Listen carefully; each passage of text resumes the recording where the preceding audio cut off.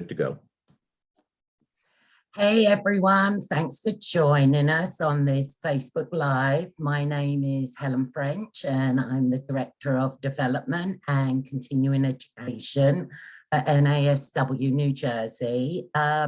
Really excited that Dr. Laura Nissen of Portland State University has agreed to be with us today.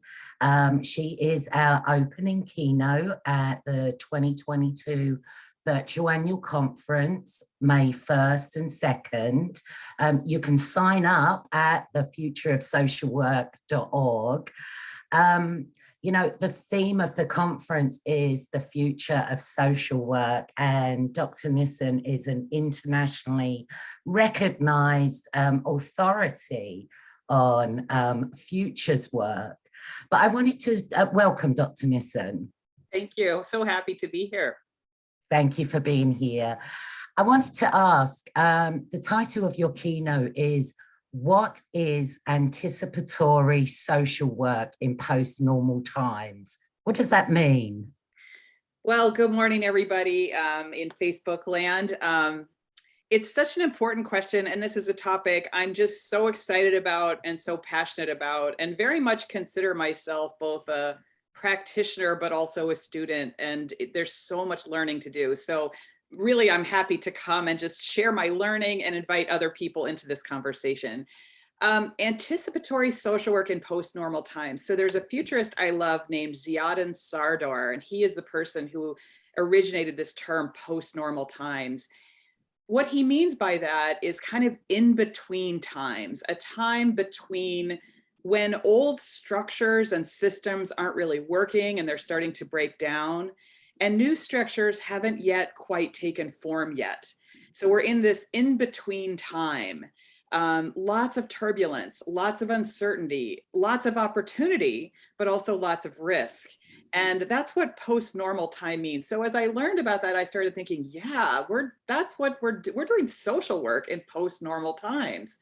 I think it's the times we're in, but I don't think social work has writ large caught up to that.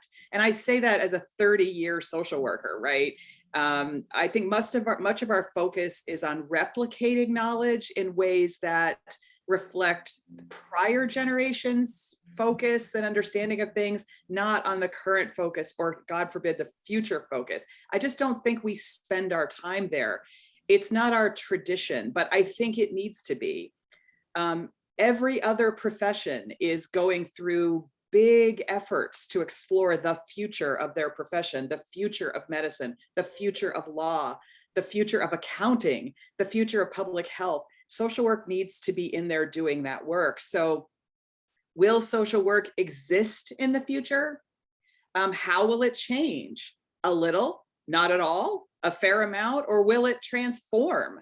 And that begs the question, how will the world be changing, say, in the next 30 years? And how will we as social workers participate, co-create, resist, participate in what happens next? So that's what it means. I think it means participating in this global conversation about what kind of future do we want. Social work belongs in that conversation, and I don't think we're there as much as we should be. Excellent. Yeah. So, you know, social workers are change agents, right? We advocate, we touch every sector of society. You talk about futures work. Can you explain that a little bit to me, please? Yes. And I'm so proud of that tradition of being a change agent. And I think the future needs that from us. We have so much we could do in these spaces if we point in that direction. Sometimes it reminds me a lot of that old public health story about, you know, where people standing downriver, seeing bodies floating by, and somebody says, why don't we go upriver and see who's throwing the bodies in? I think futures work is a lot about saying, well, we look around and see social issues. How do we use the future, go to the future, and imagine how we solved some of those issues? Gives us more freedom and creativity. But futures work for me means we need to intentionally evolve faster together on purpose. And we need to think about and be inspired inspired by issues of, or questions of, what's the future of equity? What's the future of poverty? The future of well-being? The future of joy, of democracy, of justice, of trust? Concretely, foresight work in the futures field is more than a 50-year-old transdisciplinary and emerging social science. There are thousands of people all over the world operating as futurists or foresight practitioners. There are many ideologies involved. Some people are doing that for profit. They're in business and they're looking at the future because they want to build a better Apple phone or whatever. Some are doing it for discovery. You know, I saw a wonderful report about scientists who are not trying to just find a prevention or an antidote for the next coronavirus, but for all future coronaviruses. So science is a big driver of this.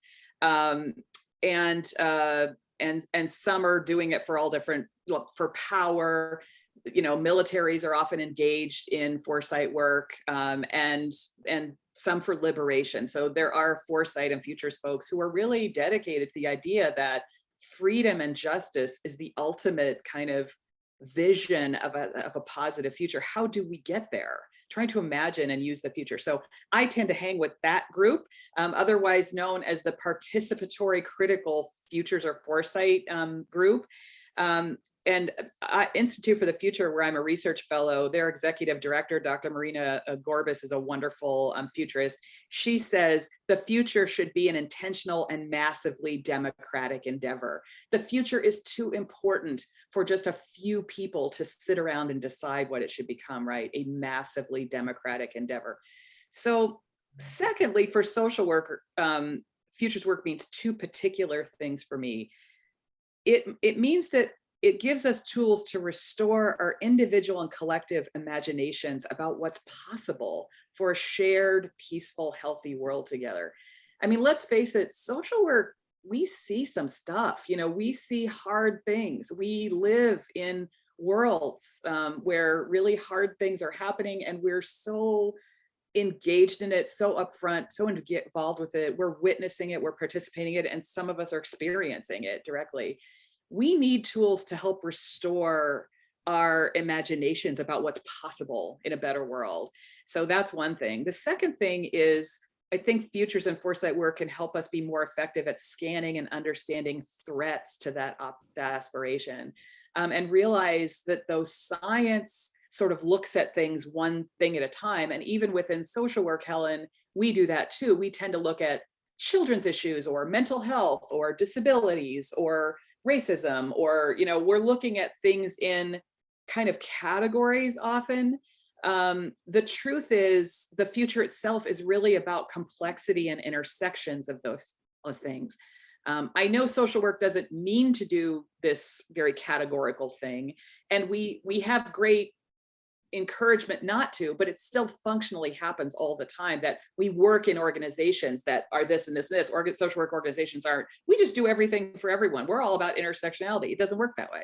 So it's not just about climate change, technology, or racism. It's about the way those things clash into each other and will impact each other. And that's going to be what creates the future. So we need to be more effective, in my opinion, at pulling our profession along to anticipate what's coming based on looking at these really important emerging issues, looking at signals, patterns that we can discern now, and figuring out which of those do we want to protect, accelerate, engage in, and which of those do we want to resist and interact with from a more activist perspective.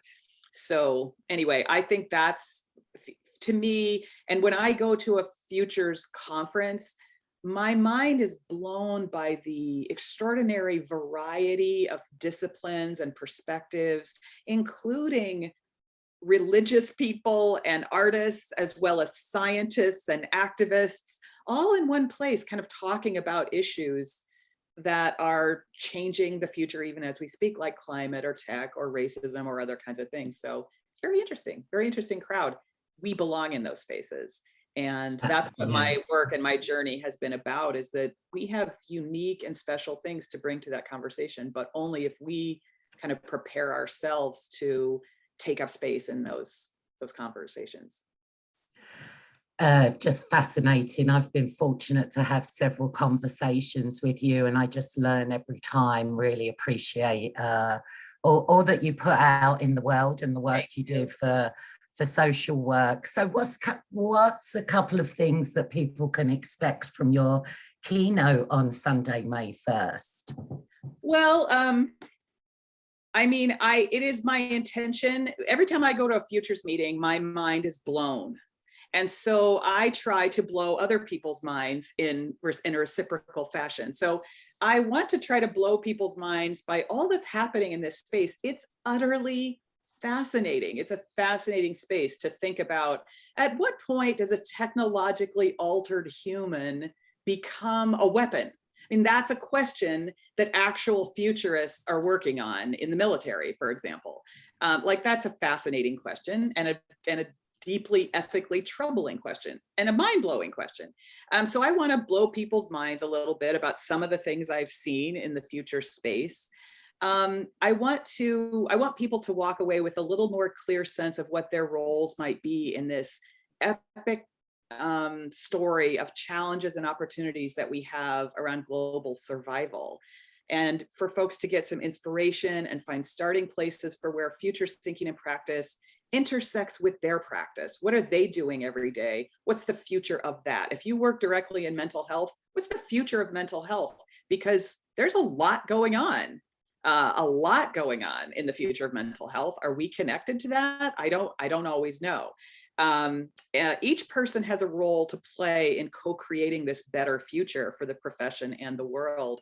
So lastly, I think, you know, my biggest job is just to share some energy and passion to encourage folks to see themselves this way, to begin to form that relationship with their future self, and use that to help inform the present. And if they're interested, engage them, invite them to be a co-traveler, to be part of this global futures social work community and conversation that we're trying to have. I think we're just at the beginning of what this might mean for us, but I don't mean it, I don't take it lightly to say, I think the future of the profession is a huge issue that we need to be working on together. I don't think it's guaranteed that we'll always be relevant if we don't intentionally do our work. And I'll give an example that I use a lot. I will encourage people to visit my blog, socialworkfutures.com, but artificial intelligence is a huge issue in the world right now. And if I were to walk up to the average social worker and say, how does artificial intelligence show up in your practice and environment right now? Most social workers would have a hard time telling me exactly how that is. But I can almost guarantee, Helen, that there's a lot of artificial intelligence in the ecosystem of every single practicing social worker. Just learning how to see it and ask, what is it? How is it working? Why should I be concerned? Are there equity issues or inequity issues embedded into the algorithms of some of that artificial intelligence? So on my blog, I did a post where I just explored how much artificial intelligence is actually in the social work practice ecosystem. And I can guarantee you, you just cannot believe how much there is. And yet we don't really hardly ever talk about it. We don't include it in core knowledge. And if we don't understand it and use it, then, you know, we really do become people who are just serving the machines as opposed to guiding the machines, right? The machines are doing the sorting and the thinking and the choosing, that the algorithms are doing that. We need to be, that's what a profession is. But if we don't stay ahead of that, then before you know it, we're just the people who are using these algorithms, or they're using us, not really us driving what those processes should be.